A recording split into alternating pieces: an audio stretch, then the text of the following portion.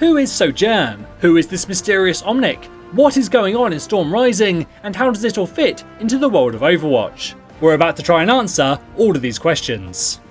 Let's start with a new mystery character. An evil Omnic has been a hotly requested idea for a new hero for quite some time. However, I think there is a lot more going on with this character than meets the eye. First of all, Jeff Kaplan appeared in a number of live streams promoting the event, during which he confirmed that the Omnic is not a part of Talon, so who could he be? You have my attention. Well, one likely theory is that they are in some way connected with Null Sector, the terrorist Omnics from the Uprising event. We know that Uprising took place just a few months before Storm Rising, and this new Omnic does have the same purple, black and grey colour palette of the Null Sector Omnics. Then there is this line of dialogue.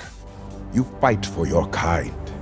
It's noble and doomed to fail.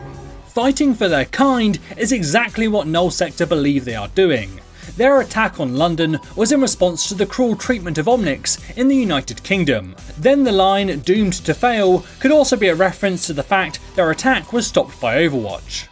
Doomfist is saying that what Null Sector did in London was the right thing to do, but without Talon's help, they will never succeed.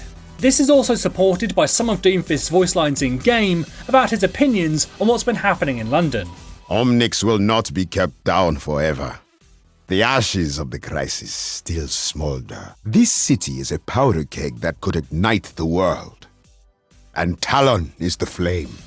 One of the targets of the Null Sector attack in London was Wandata, an Omnic monk who preaches unity between human and machine. He survived the attack, but then was later killed by Widowmaker on a mission for Talon.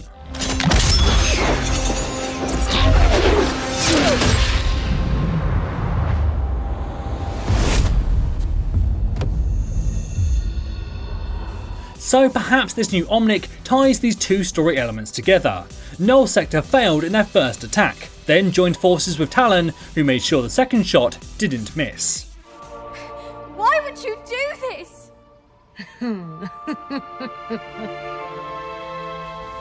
Overall, the Null Sector theory seems pretty solid. We have a colour palette match, and then the dialogue we got in the cinematic falls in line with the story. The only thing that doesn't mesh is the symbol on his hood. It's not the same as the Null Sector one. However, that certainly is not enough to rule out the idea, but it's worth keeping an eye out for this symbol in future Overwatch content. Another really interesting thing about the character is their unmistakable resemblance to Reaper. The mask, the hood, even their voice is similar. You have my attention. I'll be sure to send them your regards, monkey. Now, there has always been a bit of an unexplained plot hole in Reaper's origin story. His bio describes him as having fought in many armed conflicts in the last decades. However, that doesn't line up very well with Moira giving Reyes his powers that made him Reaper, which seems to have happened a little while before Retribution, which was 8 years ago. For Reyes to have been Reaper for decades, it would mean that he got those powers much earlier, and that he was able to sneak away from Overwatch during the height of their power, and at a time when all evidence suggests that he was still very loyal to the organisation. Because of this, we've speculated in the past that Reaper is more like a title, and that someone was using the alias before Reyes. So could this Omnic be the original Reaper? It's certainly possible. Blizzard is always pretty good about making its Overwatch characters very unique and individual, so to make this guy look so similar to Reaper has to be a conscious decision, but we'll probably have to wait a bit longer to find out exactly why. Another interesting thing to draw attention to is their meeting place. They're clearly near the Temple of Anubis. In fact, it appears they're actually on a location from the map itself. Now, the temple here contains an incredibly powerful AI called Anubis, who is colloquially referred to as a god program. We know that Overwatch put it into quarantine, and that sometime after Overwatch fell apart it tried to escape, only to be stopped by Pharah and Helix security. So is there some kind of connection there? Could this be a physical form for Anubis? It's possible, but then it would be a little bit strange not to have some kind of jackal style design to the character, or an accent that fits the area. So perhaps the location could have been chosen for another reason. If Talon is active in this area, then maybe it's just suggesting that they had a hand in helping Anubis escape. This doesn't happen until after the fall of Overwatch, but it's a possible connection. Another theory is that the Omnic is a spy of some kind for Overwatch, sent to infiltrate Talon. During the closing cinematic, Mercy tells Maximilian to set up an introduction. Then we instantly jump cut to a meeting, implying that perhaps this is what Mercy was referring to. If that's the case, it would imply that this Omnic could perhaps be a part of Blackwatch, or maybe even a third party contracted by Overwatch. However, this could also be a red herring. Mercy could simply be getting Max to betray Doomfist and give away his position so that Overwatch can move in and capture him. It appears this team of Genji, Tracer, Winston and Mercy is the current main strike team for Overwatch, and 3 of those characters are featured in the animated short that shows Doomfist being captured. So it seems likely that Overwatch was able to ambush Doomfist thanks to information provided by Max. We also now know that Doomfist's capture must have been one of the final missions for the strike team before Overwatch was shut down, and the events of Storm Rising are not long before that. Tracer, status report. Target in sight, Captain. We've waited a long time for Maximilian to show his face. It's now or never. No pressure then. We also found out a lot more about Sojourn. This event is the first time we've heard her speak, however it's not the first time we've seen this Overwatch agent.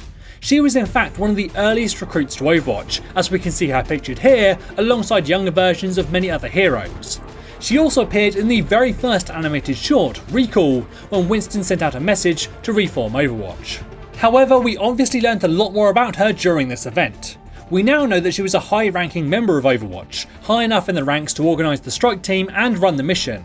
She's referred to as Captain in the cinematics, the same rank that Anna had, and she might have actually replaced Anna as the leader of strike team operations. We know that Anna was around during the Uprising mission in King's Row, which was Tracer's first mission in the field, but she's not mentioned at all in this one. So it's possible the events of the Legacy comic, where Anna gets wounded and abandons Overwatch, could take place between Uprising and Storm Rising. Another interesting detail is the name Sojourn. This is likely a reference to Sojourner Truth, an African-American abolitionist and women's rights activist who is widely regarded as one of the most important people in American history. It's very likely her name is an homage to this incredible woman, and it probably tells us quite a bit about the kind of person Sojourn will be, as we will undoubtedly be seeing more of her in the future. However, what about the big question, will she be a playable character? Well, Jeff Kaplan confirmed during a stream that she will not be the next hero, but it's still almost certain that she will be released sometime in the future. There has been a lot of demand from players for a black female character to be added to Overwatch for a long time. During the release of Ashe, for example, an article was written about it in Kotaku. As part of the report, Jeff Kaplan said there are 6 new heroes in development, and also implied that they very likely had someone who would fill this void. So while she might not be Hero 31, you can almost certainly expect her to be one of the next few releases.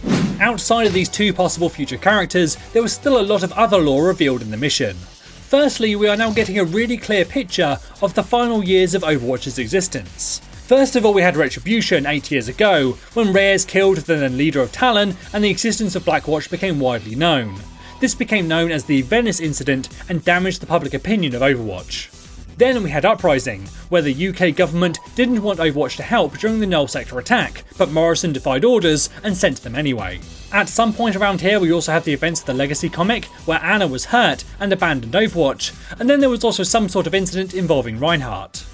I know you're worried about sending the strike team out again after what happened with Reinhardt, but I've been working with them and I know they're ready.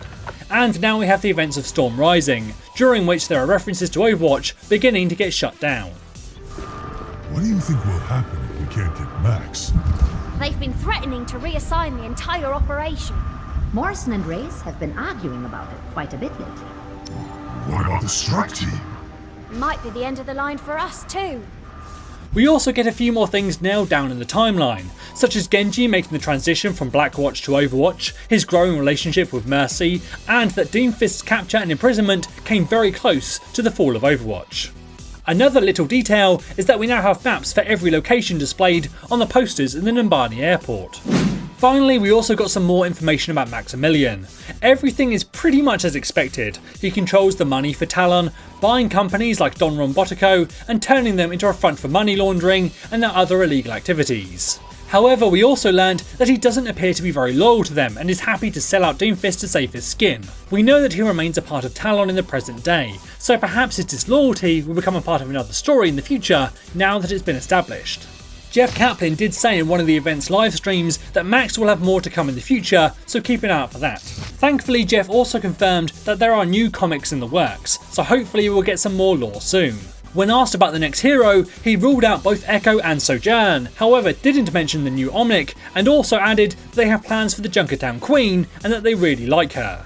He also mentioned that there are many new things coming in the anniversary event next month, and that there are a number of new features nearing completion, as well as a new PvP game mode.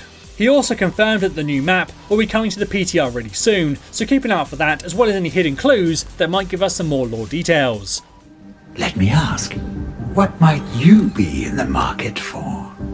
For now though, what are your thoughts on Sojourn and the Mystery Omnic? Do you think they will both be playable characters? What theory do you think is right for the Omnic, or do you have one of your own? Let me know in the comments below. As always, this is James for Cass, saying thanks for watching, and enjoy the game.